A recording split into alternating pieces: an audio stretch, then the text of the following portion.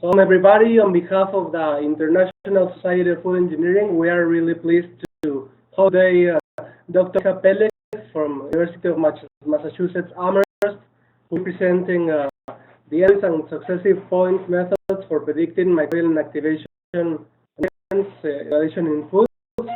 Dr. Peleg is an emeritus professor in University of Massachusetts, and welcome, Dr. Peleg. Well, can you all hear me? Yeah, you can. Well, their microphone's turned off, so. Okay. You now. Okay, so let's start. You have the title. What we're talking about is the endpoints and successive method, and it's a story of an idea or a story of a concept. It's kind of interesting history.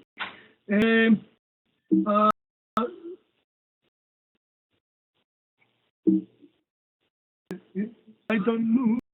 Oh, okay. Now,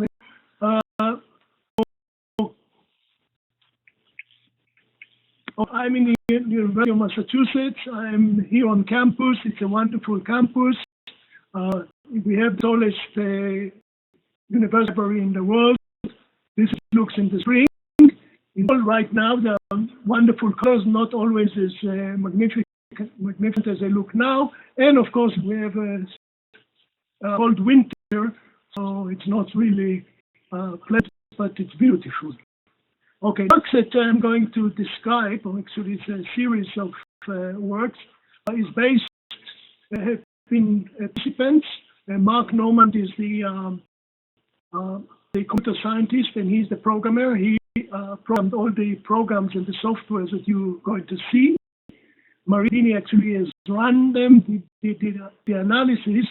And in the first stage, when we tried to work it out, we got help from Martin now a professor emeritus mathematica of which he's a specialist in mathematica at the university. So it was all done. We could never get any grant to the microbial work. It was all turned down. We had internal support, the Massachusetts Agricultural.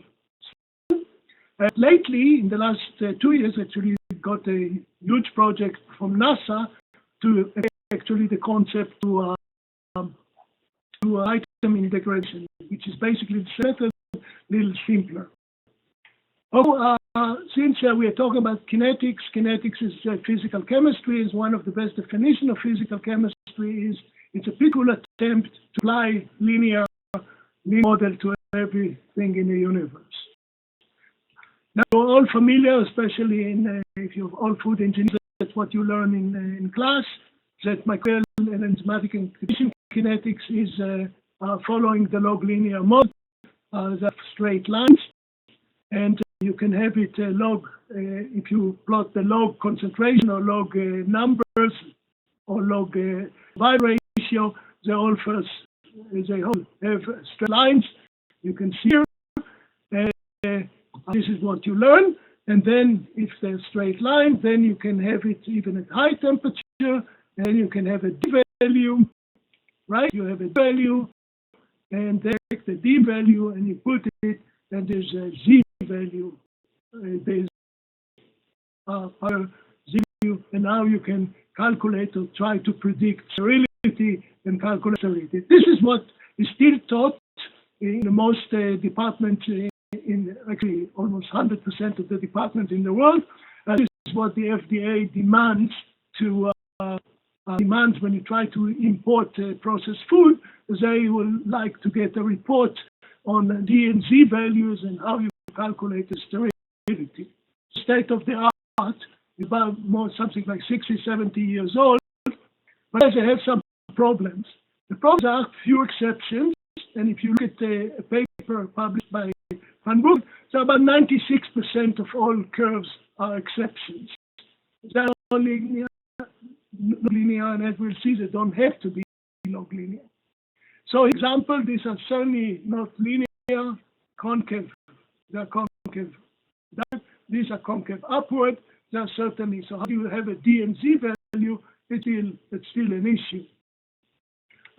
So in general, you have very different, you have those that are linear, very few, about 4%, 5%. Except the professor says that it's log linear, and the students have the tendency to find that it's log linear. But if you take more approach, you see that either it's tailing or concave. There are also sigmoid, and it's also in the case of bacillus spores that they can be activated by heat and be degraded by heat at the same time. And this is a little more complicated model. So if you have, by the way, the concave upward, concave downward, the log linear is just a special case. Now, the other problem that we have is not only that even if it's a log linear, this is a log D is supposed to be linear with texture. This is how they say, look at, they call it model prediction. There's nothing, this is curve fitting, not prediction in the specific sense. But you see, you look at the curvature. Believes that it is straight lines, and you publish it, and you don't even be ashamed to put it on the web. So now, but people, well, forget about the log linear model, the Z value, but maybe we'll do it with Arrhenius equation. Now, there are issues associated with the application of the Arrhenius equation into full systems, and not going to, we'll discuss only two aspects of them. So the first, let's say, just to see how ridiculous the whole thing is when you apply it to microbial inactivation, you see you have, the model has energy activation, and the units are kilojoules per mole, or sometimes kilocalories per mole. Okay, units of.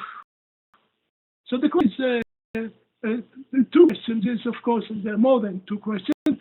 Why the energy of activation be in the best temperature? If you have mechanisms that can kill a microorganism at different temperature, why should have exactly the same energy of activation? So it doesn't have to. Mostly it is not. Is you have a mole. What is a mole of spores? So calculate it. Okay, we are engineers, right? So calculate the one spore is about 1.15. It's a spore of it's about 0.25 micron cubed. And spore density is about organic material, it's about 13 kilograms per meter cubed. I got the number 6.12. But they will say that it's about 6 to 10 to the pounds, 10 to the. Right? You punch at the mole, the mole is about 200,000 metric tons.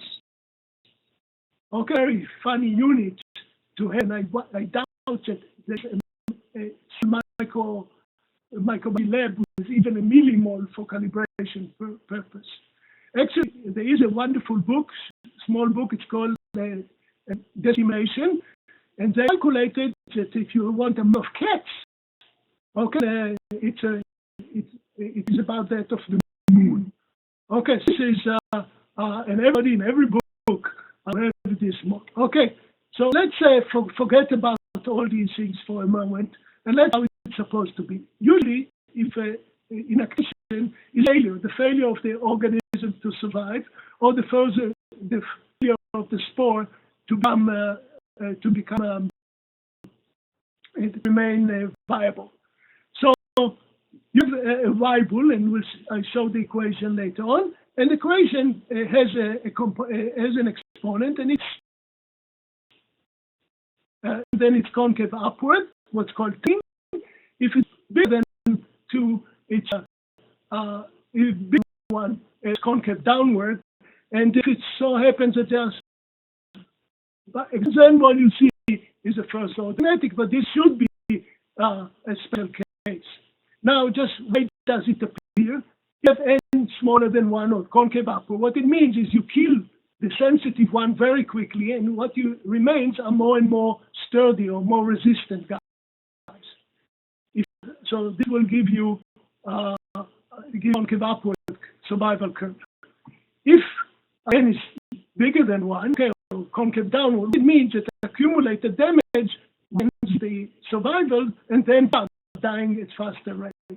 Like looking at a boxing match, the same punch that in the first round would have hardly any effect. Once you do it in the 10th round, it can kill the boxer. So this is how it is. So the first order kinetics log linear model is just a special case when it so happens that this comes out to be linear. So it's the very simple, the Weibullian model.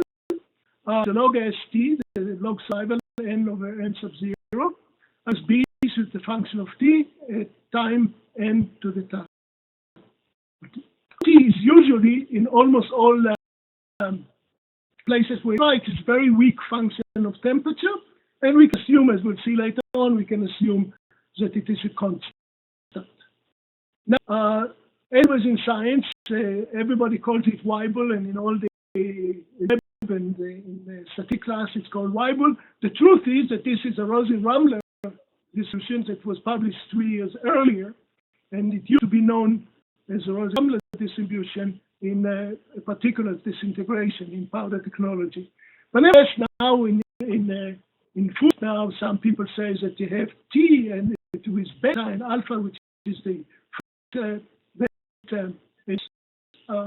with Greek letters, and it sounds, or two of them are Greek letters, so therefore it is more scientific. It's not.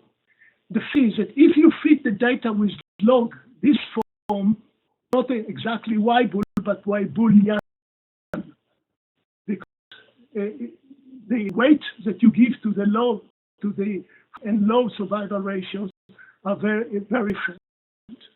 But people forget it in the literature, so I use the Weibullian model and use the curve fitting with, if you try to describe it, it should be with log rather than the actual number.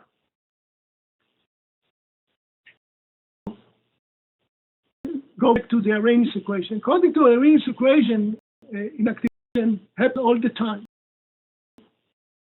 from 0 to whatever, infinity. It's not true.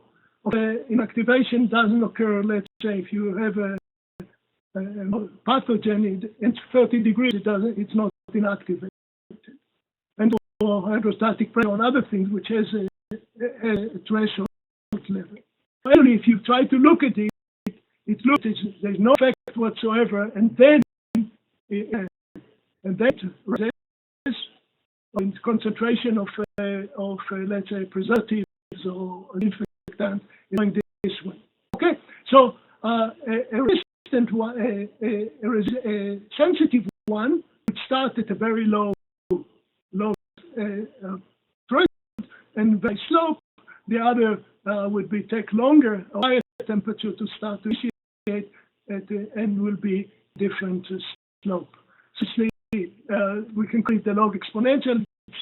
I used to call it log logistic. It's not exactly log logistic, but I put it from the literature, so it's also known as log logistic. But nevertheless, this uses below TC, it's practically zero. Above TC is almost linear. This is the BT of the Weibullian model. Yes, it does.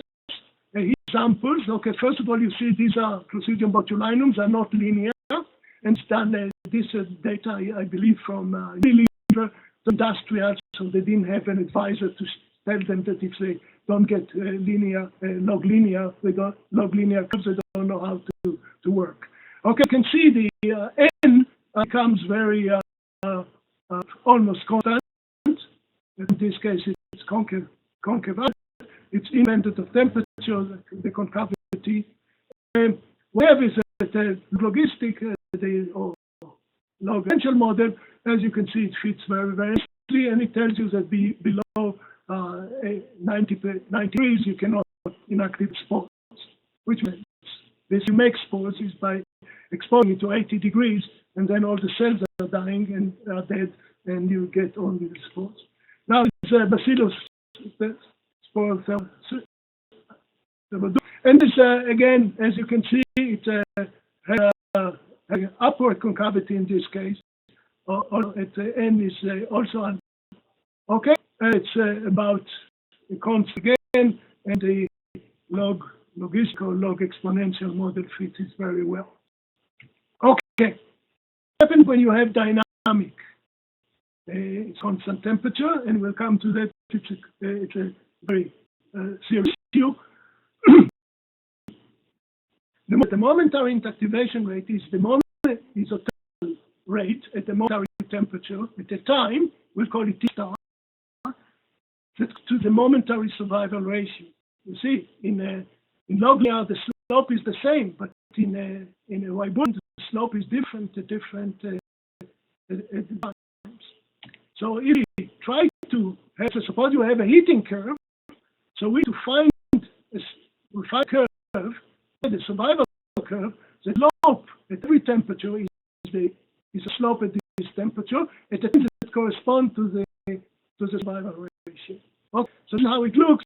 And if you would, if this is the equation, okay, the rate, the local rate at the particular temperature, this, the T is the solution of this equation with respect to 10 to E, and this is the equation that you get differential equation like this. If n is function of temperature, if it's not, then it's simpler. But of them, actually, we use only the one here when n is assumed constant. With the accuracy that we have in microbial, that's enough. Okay? So this is the differential equation. It's ordinary differential equation. It's very easy to solve with advanced problems like mathematical. You just write and this. This I've tried to explain to the modelers and the so-called people of the predictive microbiology. It has no impact whatsoever on this.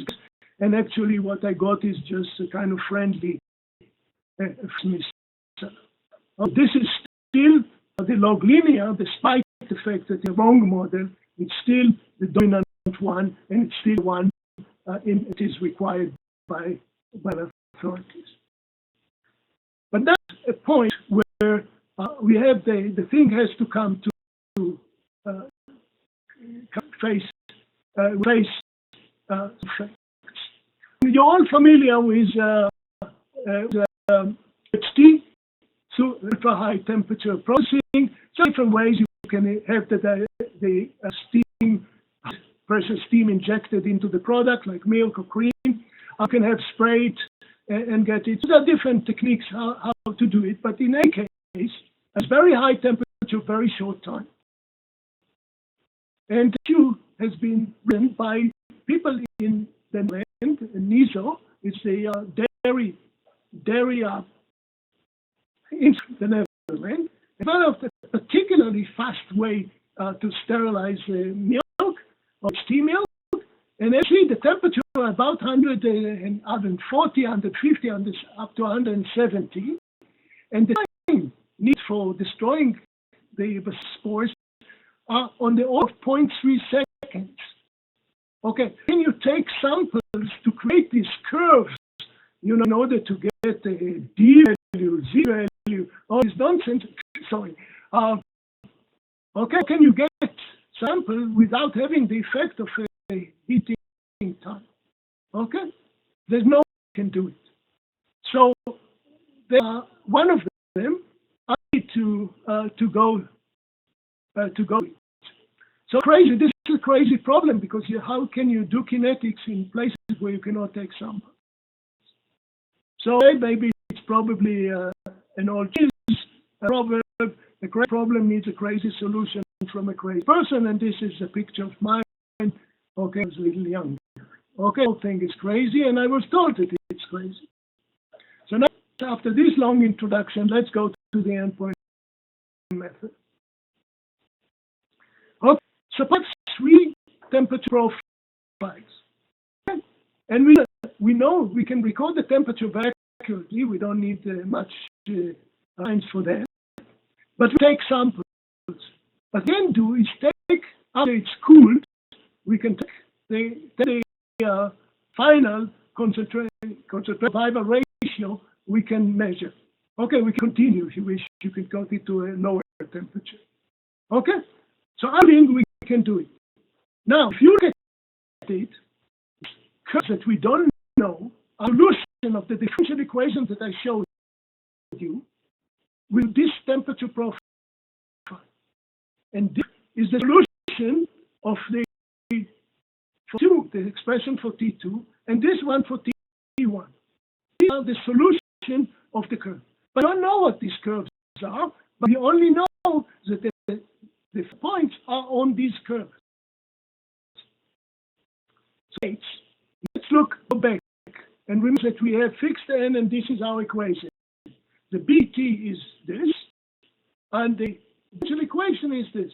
So we have now three equations, unknown on n, which we don't know, the key of the logistic or the exponential, and t where it starts. Okay, so three equations with three unknowns. This is because the equations themselves are really numerical solution of differential equation that the coefficients are solutions of algebraic, nonlinear algebraic equation. But it doesn't matter for Mathematica. Mathematica can take it. That we are crazy, we did manage to do it, okay? And if you do it, you take the endpoints for 3 and then calculate NK and TC. Okay? In order to clean it up, this program, the original program, we had to clean up, and there we got help from Mari Eisner. Okay, now we can check whether the method works with simulated data, so generate cool, including cooling, take the final, and then we can reproduce the coefficients that was to generate the data. You have three equations, crazy equations, three ones, and get them. The equation for the temperature can be even with if statement. It doesn't matter what you do. Mathematica takes it. So you can take it and get it with n smaller than 1, bigger than 1. No problem. Whenever you have 3 points and currents and 3, you can retrieve the parameter. The problem is not so simple when you have experimental data. When you have the data, you have noise. And that is very, very sensitive to noise. So so sometimes you get crazy, it doesn't converge, or sometimes it gets you the results that are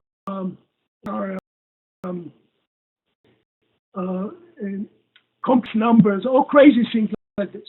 In order to avoid it, we bypass the problem by having to start with a very low n, and solving only 2 equations compared to the third. If it doesn't work, we take another value, until we get it to within the tolerance that we want, or we can start with something that we know is very, very high, too high, and lower it until we get it.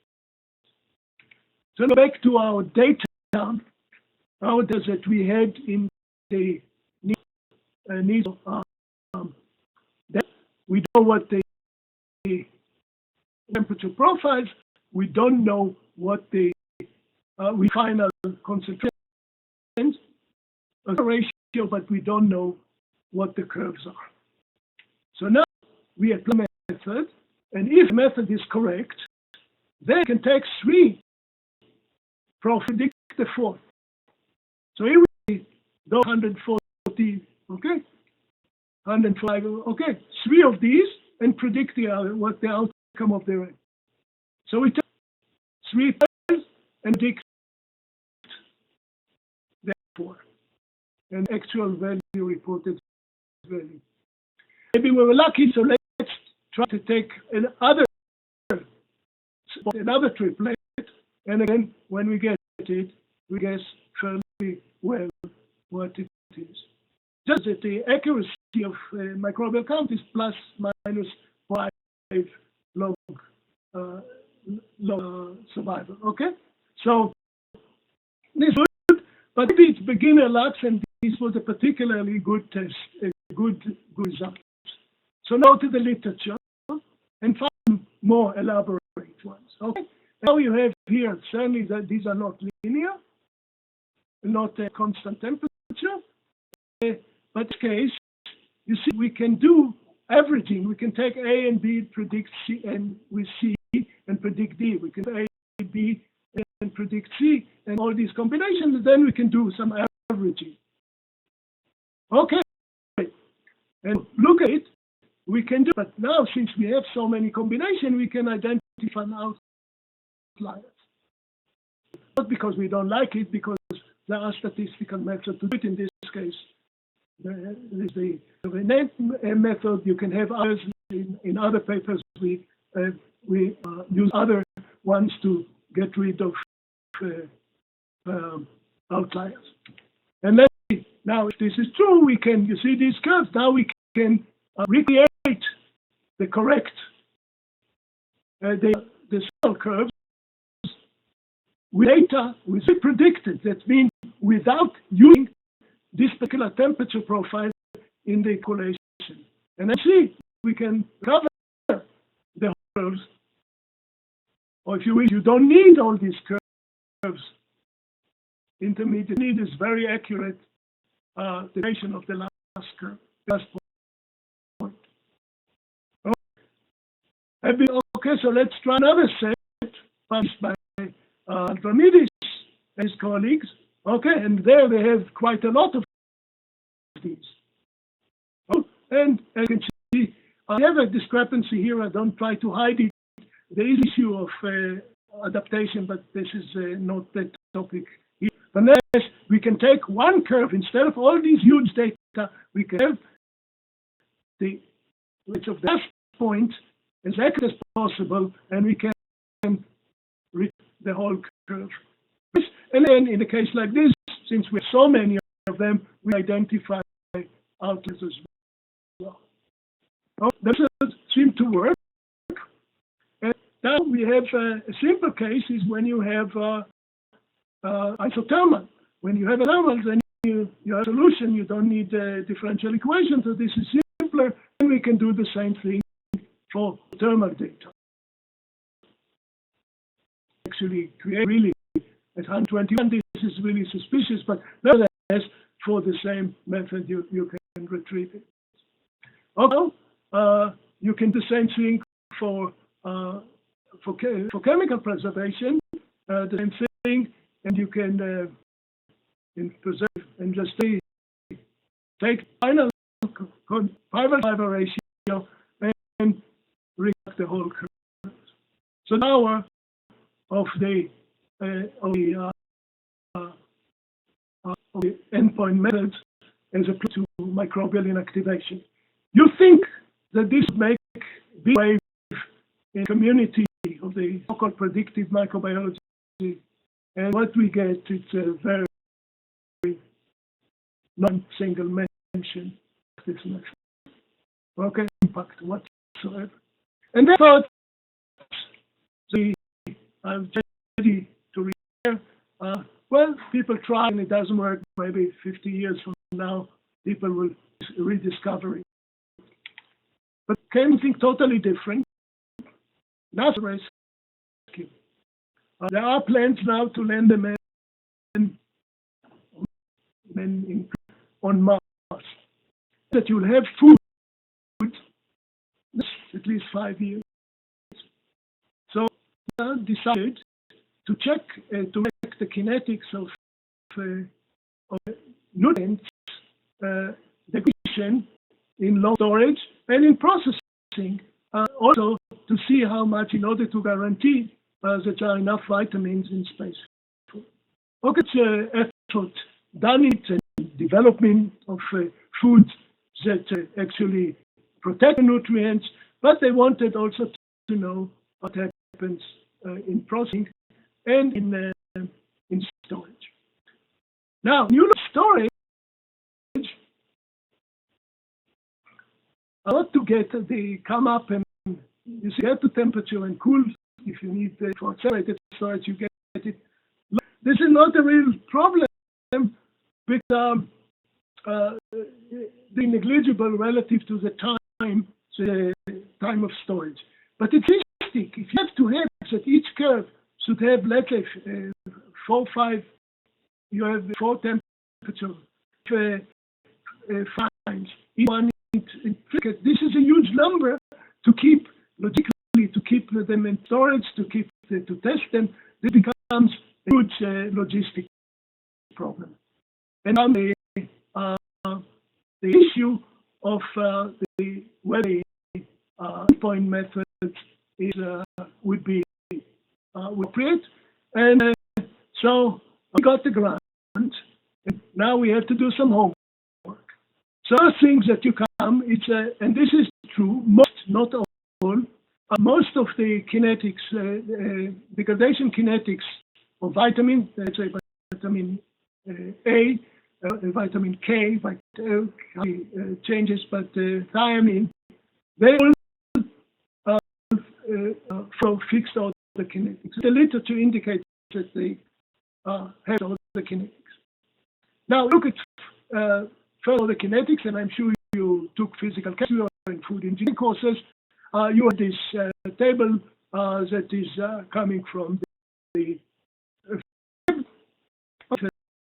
if the zero order is fixed, okay, and then you have first order kinetics and orders kinetics and all these. This is the table that you have. Now, 2 issues, uncomfortable facts about it, which is fairly known. If you have zero order kinetics and you extrapolate T more than a certain time, then you start to get negative concentration. So obviously not the case. Okay, it has to go to 0. But people are aware of it and they say, okay, we're talking about times that we are talking about very little, and it's very far from here. Which is, but if you want a program that will work under all conditions, then you have to make sure that this doesn't happen because it will blow up the program.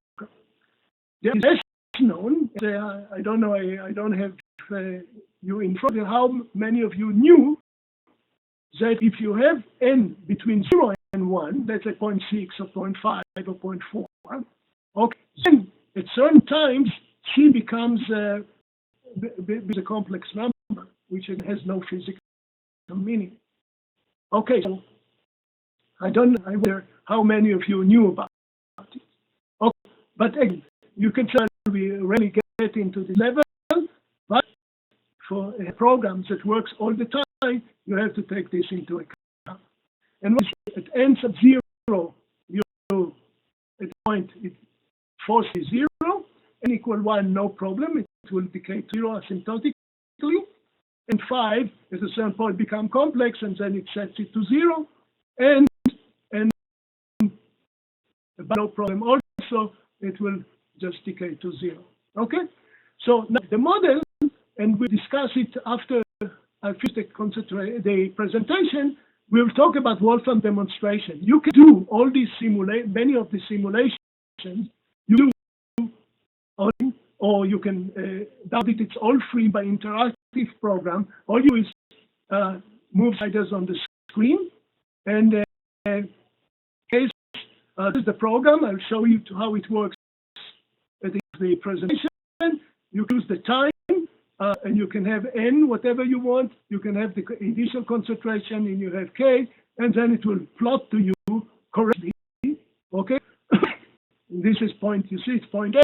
So at a certain point, it will set it to 0, and then also show you what is the local rate at the decay rate.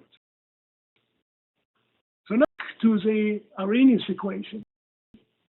Chemistry and physical chemistry, they all say that Arrhenius equation exponential, Arrhenius equation is what.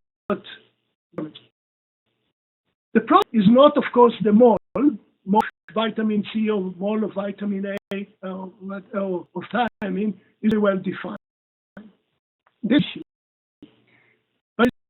we condense, first of all, we condense the temperature scale, and these are gases, and this is not always solution, the dilute solution for which the Arrhenius equation. And it's complicated. You see, you have to have, because the gas constant has to do with the degradation of thiamine. So energy activation is supposed to be, again, temperature independent. And why do we have 1 over T? This being the range and in the direction of the temperature scale. So like a simpler model, K is just KT times T minus T reference, just exponential model. And like CT, no reversal of scale, just simple. If you say, these are the data, some of the data that used to establish the Arrhenius equation in, I don't know, 1885 or whatever, okay? Okay, then can you tell me which is the exponential model and which one is the Arrhenius equation?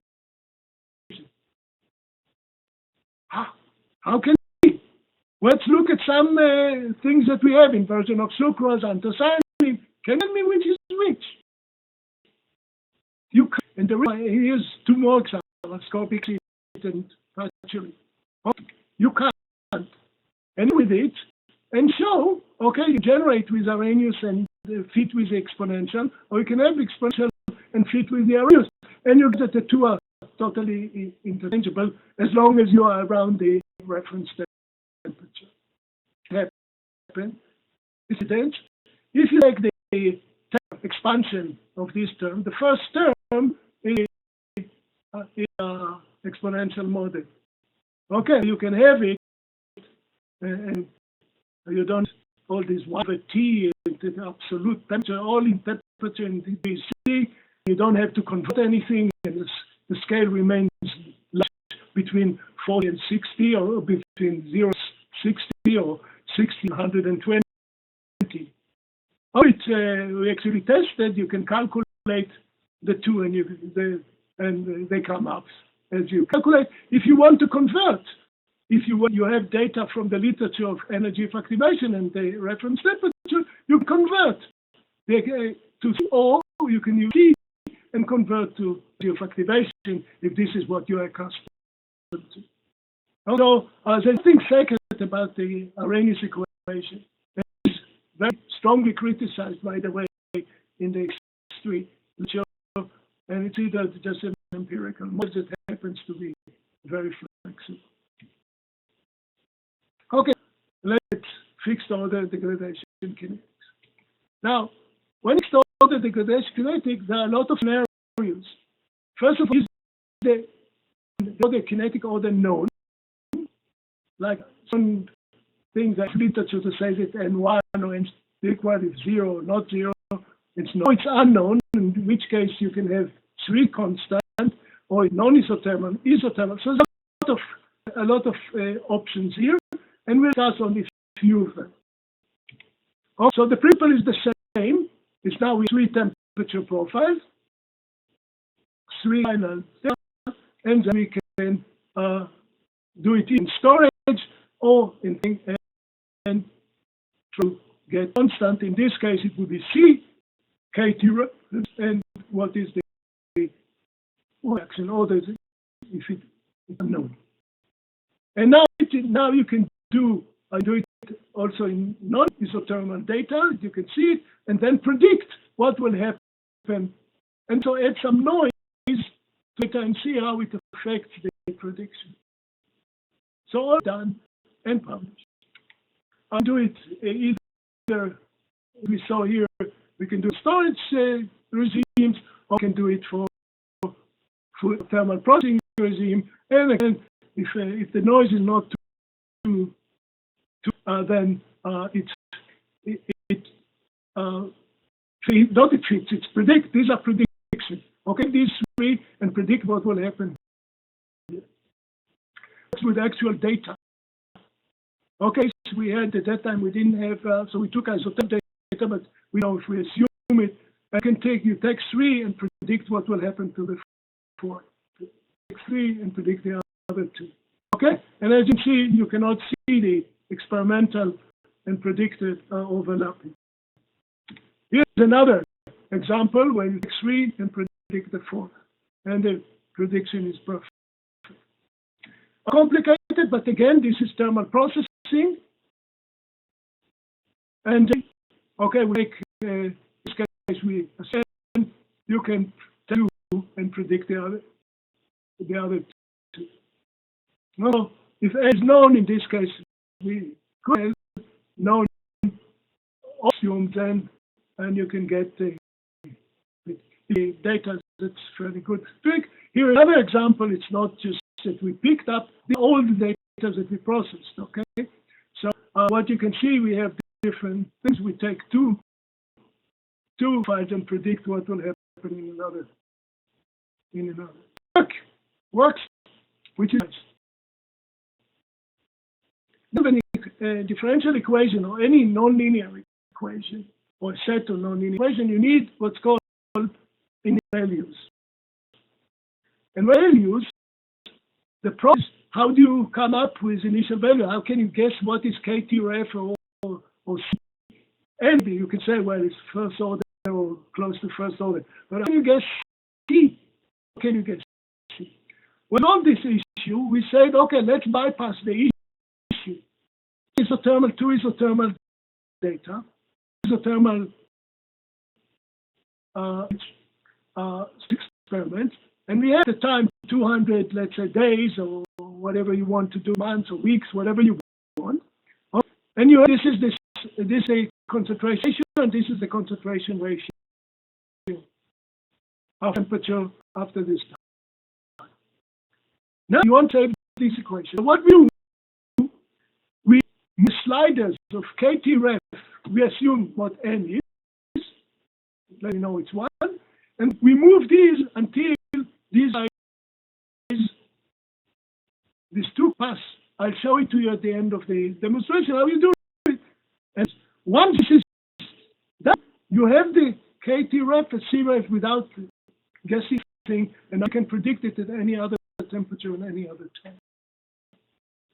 Okay, do it in non-isothermal too. You do it with non-isothermal, the same thing. Now you have to solve differential equations and then on non-linear equation. You say now this is the default. Now you move this by changing the parameter. You see here is 0.19, 0.8, whatever. This is the default. If you move 0.05, then the path curves. Now you have parameters, and now you can predict anything you want. Not trying to get so many data. Actually, just make sure that you have it. And is also take a third trial in order to test the prediction.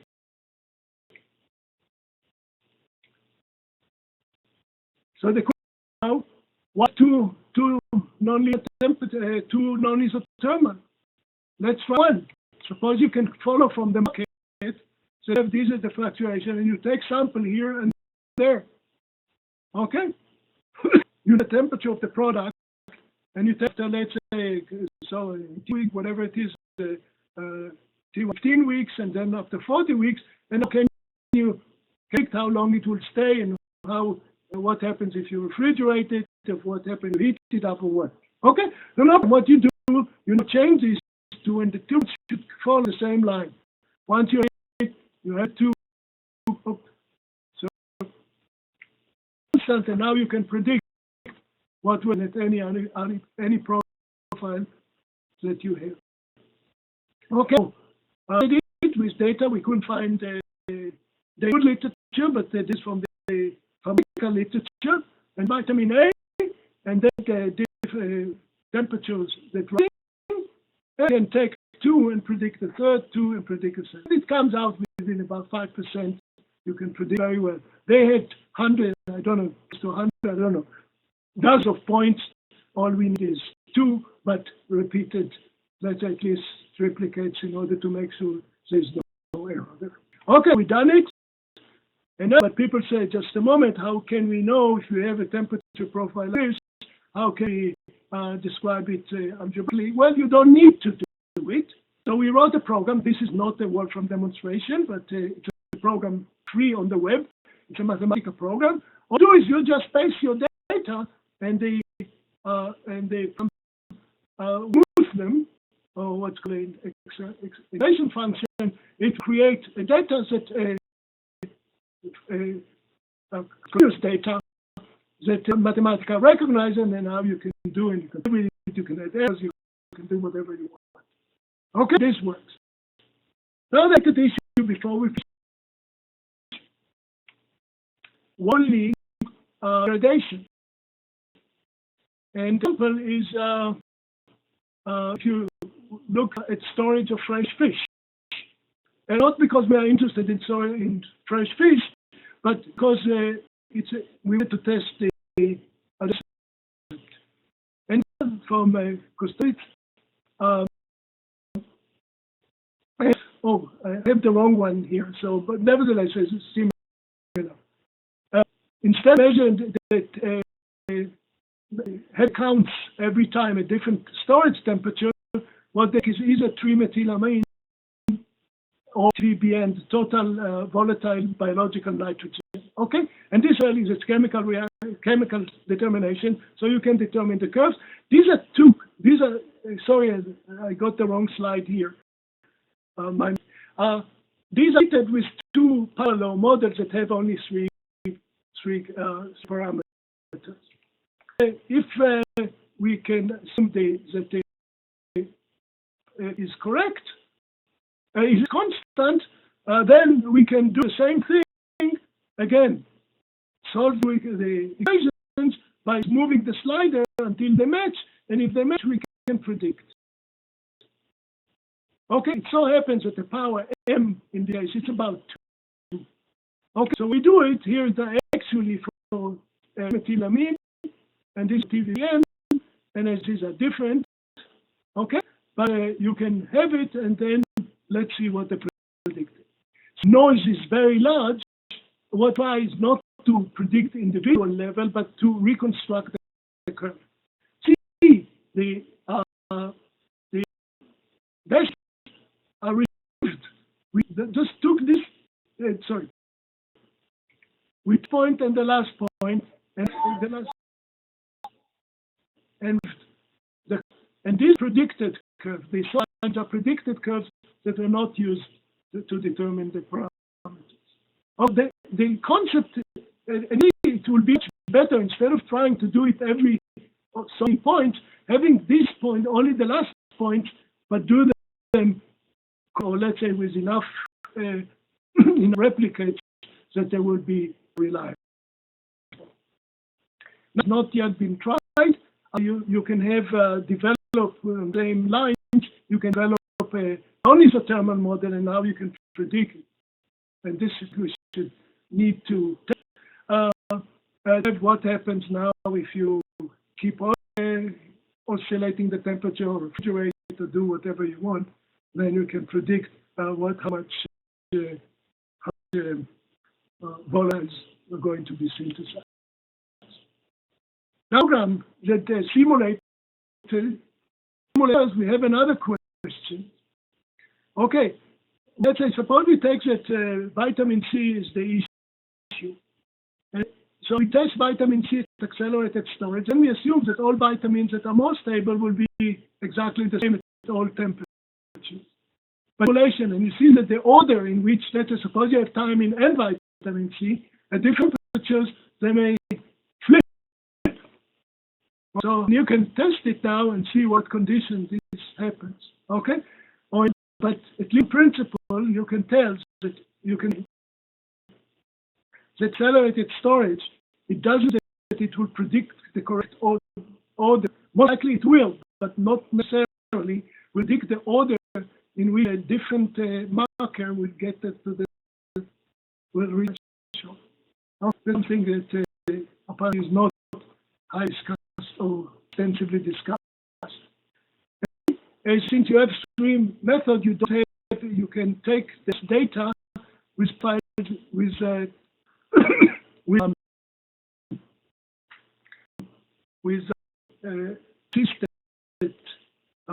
system of the temperature. you can take the file and reconstruct the curve, and you can do it without, and then what the effect of pressure is, the effect of pressure, whether it is antagonic or and in terms of either number of decades or lost, or in the time at the target temperature. This is all can be done, and especially since you have three-point method, you don't need to take samples and depressurize your experiment. Some references, not highly cited. We think that they are very elegant. And conclusion: mathematical software can be used to solve all problems in new ways. You don't have to do all the same d-value, the straight line. The description and method are testable. It's not a theory. You can take and have a real predictable prediction whether they are correct or not. In practice, recording a set of the curve is not really necessary. You can save a lot of trouble and a lot of cost by only concentrating on the on the last point or the success point. Doing both in high temperature and studies, it is saving you in both cases, and the software to do the calculations is readily available on the internet. Okay, it's free on the users. Thank you for answers, and now I'll escape this and show you some of the. I still have about 10 minutes. Show you some the Wolfram demonstrations. Then you can ask questions.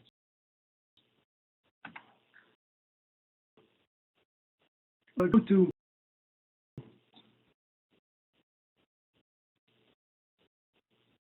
Move it here. And let's go to show the I see it on the log exponential model. You can see move out just to visualize what it does. You change the t at where changes when lethality is not. Or and you can see what the slope is. The slope will not be shown because it changes the change. Okay, but all is this is all you do. Just you can get what the k is and to see how the curves look.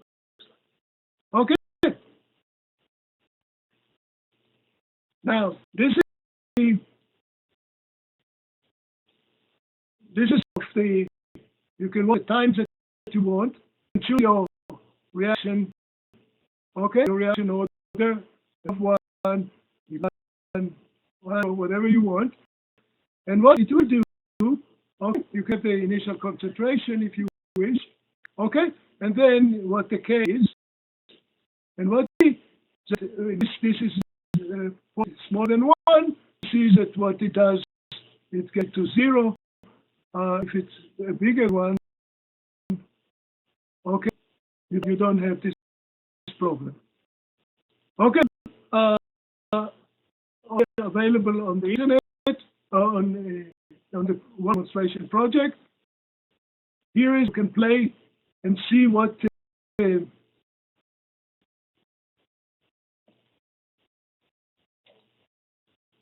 Okay, you can see you generate with the arrhenius, get points that you want, and you can see T minimum, the range, and you see T ref, okay, and then see that the fit changes when you change it. Okay. So, I want to convert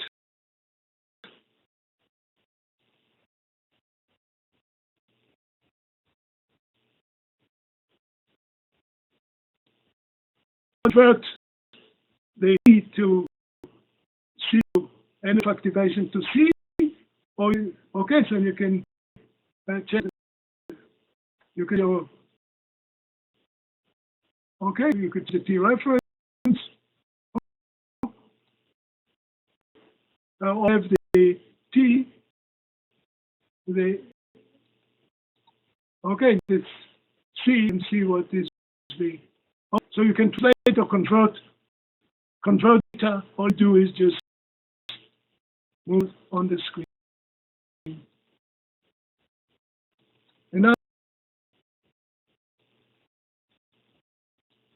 so this is showing how it works. Okay, just demonstration of how a method works, and it's calculate and calculate, construct. This is just for demonstrating. It doesn't calculate anything that you do. This is the actual program. You know the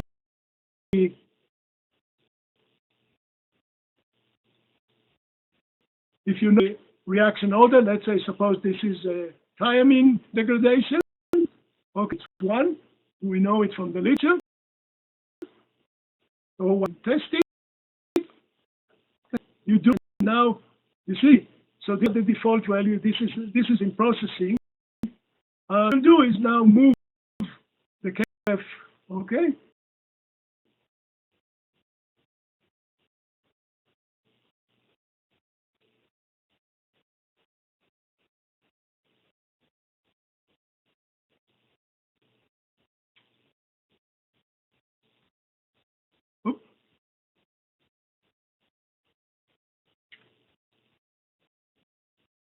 Just a moment.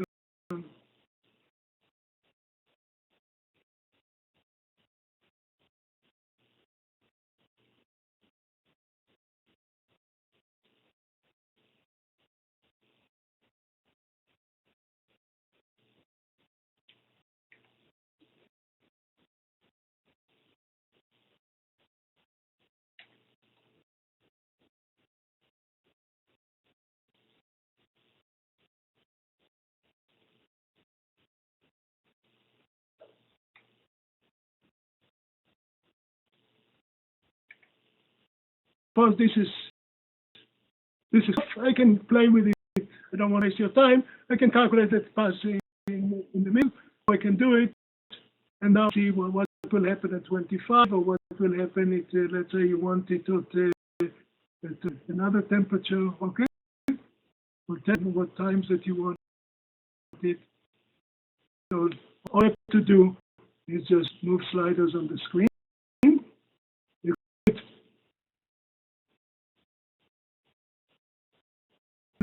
You can in frozen temperatures. Okay, program basically, but if storage data from then they all have to be either low or above. So in this case, it's all below. Again, the same things that you do. You just move these sliders.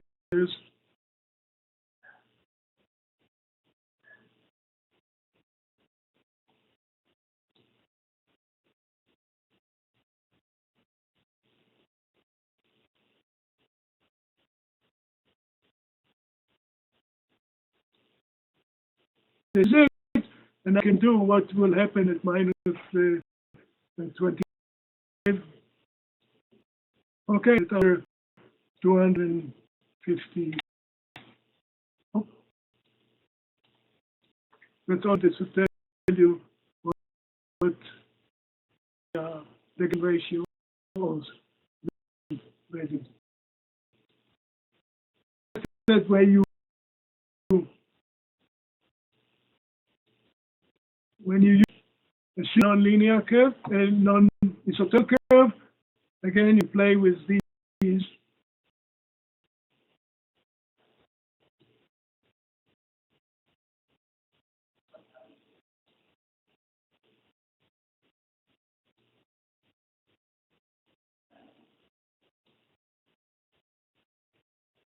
can play with it. I don't waste your time. You get it, and now you can predict anything that you want. This problem also existed that you can paste your own data and will solve it. Okay. A program to do the same thing with volatiles. Storage fish. Okay. And again, the same thing. You change. You give what they assumed M, what the initial concentration. With thiamine, it's usually 0. With TVBN, it starts at a certain level, the pressure. And again, you can play with these until they. Oh, now you can predict at any other temperature what will be developed. Okay, the determination with 2 criteria. Again,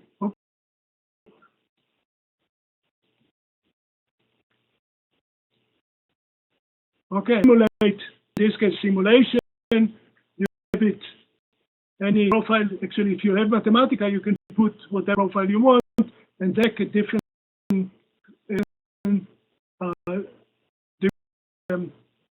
or different profiles, and which marker will get it to its cross its threshold first. And again, program for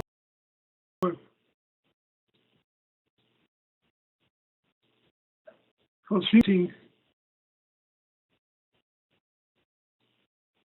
Okay, you can have is okay, and have the T target. You can decrease it to in continuity. Something is wrong. It's a new apart with a new mathematical program. Put in. See, it's either how much this goes up or how much will get you the same final survival ratio. So let's say the extrapolation, also it's a program where in Mathematica and base your own data, and what it does, it's virtual data or processing data in order to predict.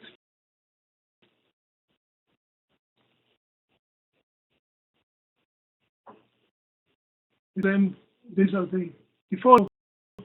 We have to play until we fit them. Okay. This is complicated, so it takes a little about a minute. Then we can, in principle at least, we'll check it. Okay, so I get this presentation, and if there are questions, I'll be delighted to answer.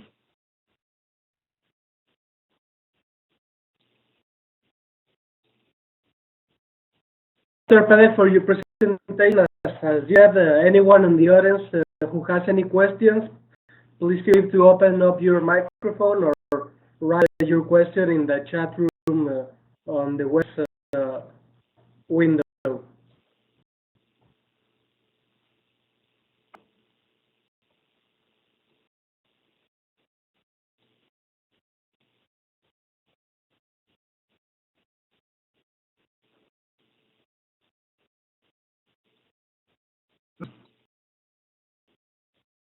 So it's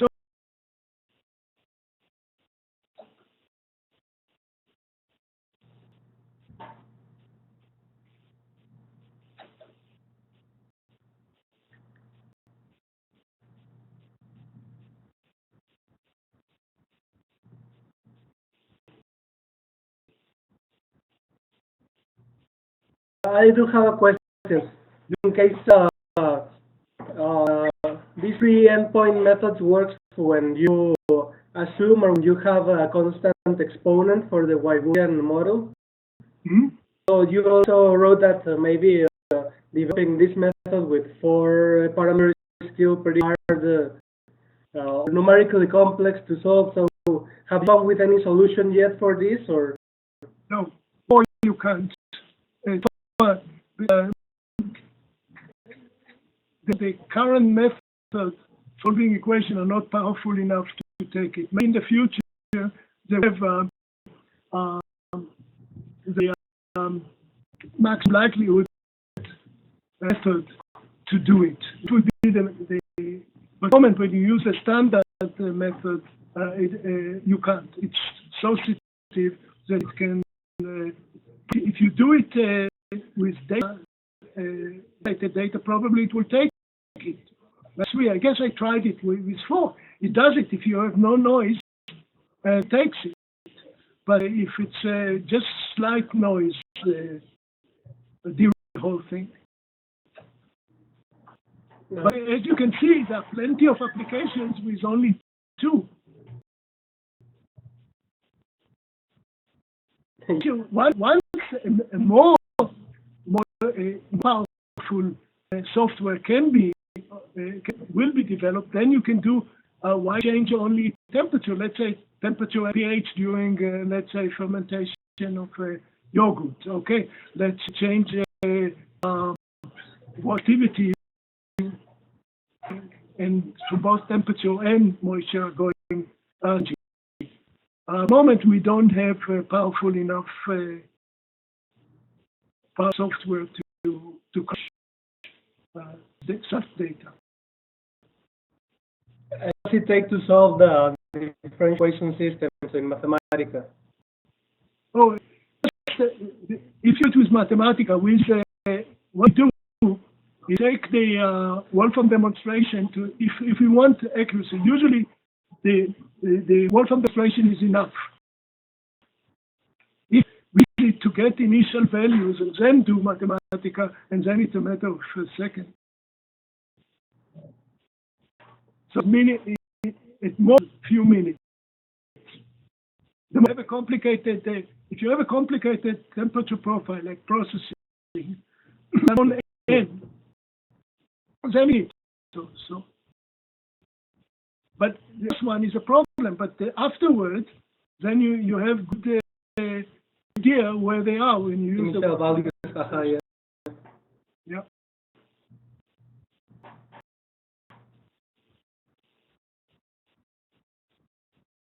Any more? Systems, have you tried these 3 methods? Well, all that we have. And we have some on vitamin C. We have a little more than that. We try now with actual space food, but it's just initial research. Are not complete. We don't have yet complete tests, but promising when we do the actual data. I mean, for the space program. Okay. Till now, we had to rely on published data. Now, the issue with published data, they were not created or they were not gathered in order to test the method. The last point is bad. For example, if they didn't intend to test the method. Mm-hmm. Yeah. Well, in the audience who has any questions, I mean, I'm kind of getting.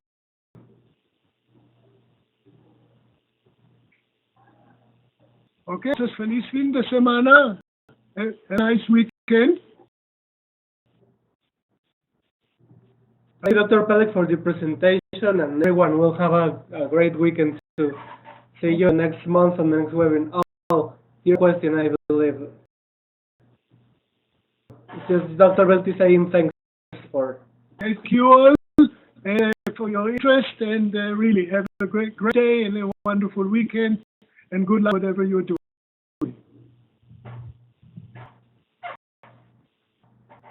So, Dr. Peleg, thanks for attending. We will be sending the recording and the presentation within next week.